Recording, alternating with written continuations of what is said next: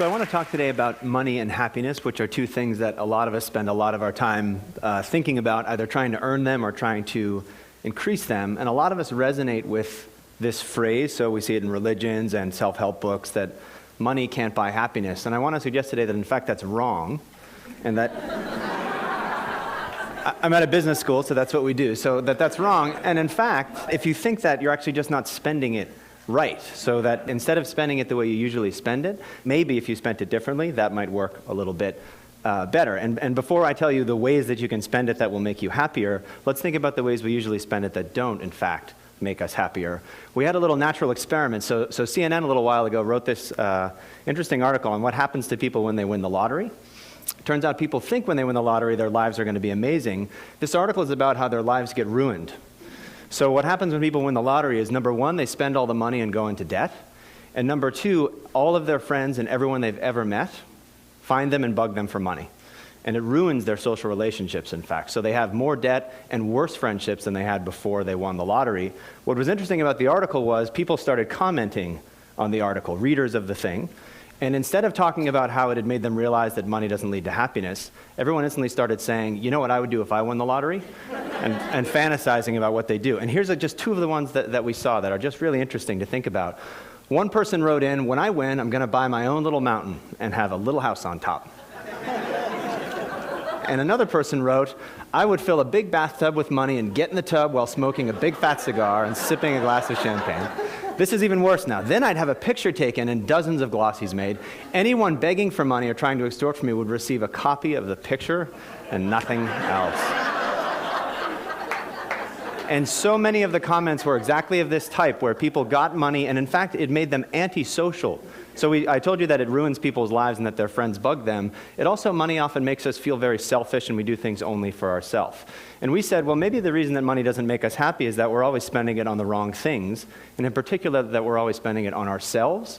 And we thought, I wonder what would happen if we made people spend more of their money on other people. So instead of being antisocial with your money, what if you were a little bit more pro-social with your money? And we thought, let's make people do it and see what happens. So let's have some people do what they usually do and spend money on themselves, and let's make some people give money away and measure their happiness and see if in fact they get happier. So the first way that we did this, on one Vancouver morning, we went out on the campus at University of British Columbia, and we approached people and said, do you want to be in an experiment? And they said yes. We asked them how happy they were, and then we gave them an envelope. And one of the envelopes had things in it that said, by 5 p.m. today, spend this money on yourself. So when we gave some examples of what you could spend it on. Other people in the morning got a slip of paper that said, by 5 p.m. today, spend this money on somebody else. Also inside the envelope was money, and we manipulated how much money we gave them. So some people got this slip of paper and $5. Some people got this slip of paper and $20. We let them go about their day. They did whatever they wanted to do. We found out that they did in fact spend it in the way that we asked them to. We called them up at night and asked them, what'd you spend it on, and how happy do you feel now? What did they spend it on? Well, these are college undergrads, so a lot of what they spent it on for themselves was things like earrings and makeup. One woman said she bought a stuffed animal for her niece. People gave money to homeless people. Huge effect here of Starbucks. So if you give undergraduates $5, it looks like coffee to them, and they run over to Starbucks and spend it as fast as they can.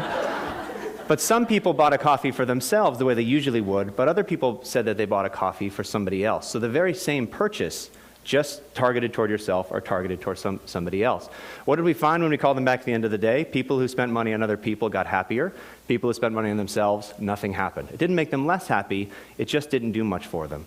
And the other thing we saw is that the amount of money doesn't matter that much. So people thought that $20 would be way better than $5. In fact, it doesn't matter how much money you spent. What really matters is that you spent it on somebody else rather than on yourself. We see this again and again when we give people money to spend on other people instead of on themselves. Of course, these are undergraduates in Canada, not the world's most representative population. They're also fairly wealthy and affluent and all these other sorts of things. We wanted to see if this holds true everywhere in the world or just among wealthy countries. So we went, in fact, to Uganda and ran a very similar experiment. So imagine instead of just people Canada, we say, name the last time you spent money on yourself or other people, describe it, how happy did it make you? Or in Uganda, name the last time you spent money on yourself or other people, and describe that, and then we ask them how happy they are again. And what we see is sort of amazing because there's human universals on what you do with your money and then real cultural differences on what you do as well. So for example, one guy from Uganda says this, He says, I called a girl I wish to love. We basically went out on a date, and he says at the end that he didn't achieve her up till now. Here's a guy from Canada, very similar thing. I took my girlfriend out for dinner, we went to a movie, we left early, and then went back to her room for only cake, just cake only. Human universal, so you spend money on other people, you're being nice to them, maybe you have something in mind, maybe not, but then we see extraordinary differences. So look at these two. This is a woman from Canada. We say, name a time you spent money on somebody else. She says, I bought a present for my mom. I drove to the mall in my car, bought a present, gave it to my mom. Perfectly nice thing to do. It's good to get gifts for people that you know. Compare that to this woman from Uganda. I was walking and met a longtime friend whose son was sick with malaria. They had no money. They went to a clinic. And I gave her this money. This isn't $10,000, it's the local currency. So it's a very small amount of money, in fact, but enormously different motivations here. This is a real medical need, literally a life-saving donation. Above, it's just kind of, bought a gift for my mother. What we see again, though, is that the specific way that you spend on other people isn't nearly as important as the fact that you spend on other people in order to make yourself happy, which is really quite important. So you don't have to do amazing things with your money to make yourself happy. You can do small, trivial things and yet still get these benefits from doing this. These are only 2 countries. We also wanted to go even broader and look at every country in the world, if we could, to see what the relationship is between money and happiness. We got data from the Gallup organization, which you know from all the political polls that have been happening lately. They asked people, did you donate money to charity recently? And they asked them, how happy are you with your life in general? And we can see what the relationship is between those 2 things. Are they positively correlated? Giving money makes you happy, or are they negatively correlated? On this map, green will mean they're positively correlated, and red means they're negatively correlated. And you can see the world is crazily green. So in almost every country in the world where we have this data, people who give money to charity are happier people than people who don't give money to charity. I know you're all looking at that red country in the middle. I would be a jerk and not tell you what it is, but in fact, it's Central African Republic. You can make up stories. Maybe it's different there for some reason or another. Just below that to the right is Rwanda, though, which is amazingly green. So almost everywhere we look, we see that giving money away makes you happier than keeping it for yourself.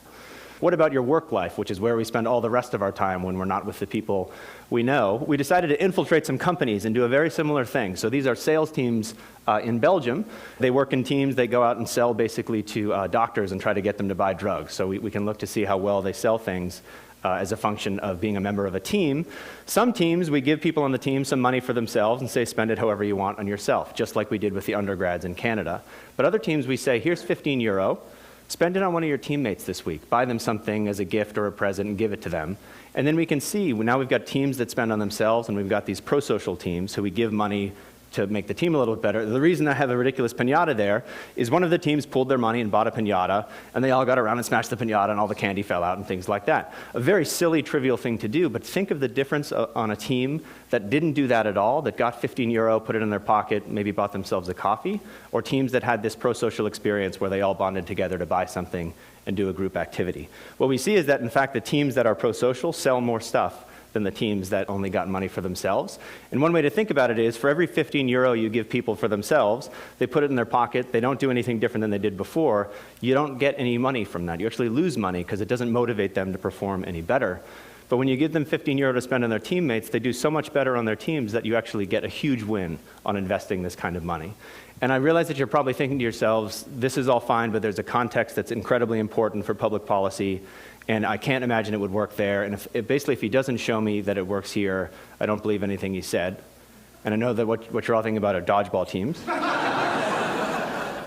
This was a huge criticism that we got, to say, if you can't show with dodgeball teams, this is all stupid. So we went out and found these dodgeball teams and infiltrated them, and we did the exact same thing as before. So some teams we give people on the team money, they spend it on themselves. Other teams we give them money to spend on their dodgeball teammates.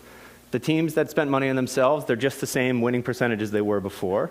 The teams that we give them money to spend on each other, they become different teams, and in fact, they dominate the league by the time they're done.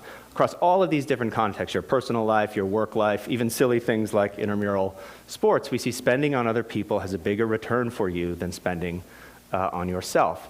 And so I'll just say, I think if you think money can't buy happiness, you're not spending it right. The implication is not, you should buy this product instead of that product, and that's the way to make yourself happier.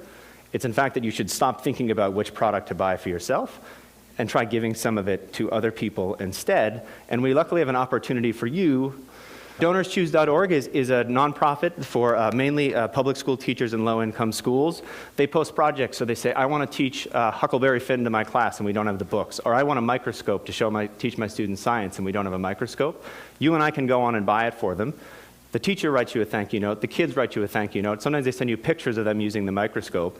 It's an extraordinary thing.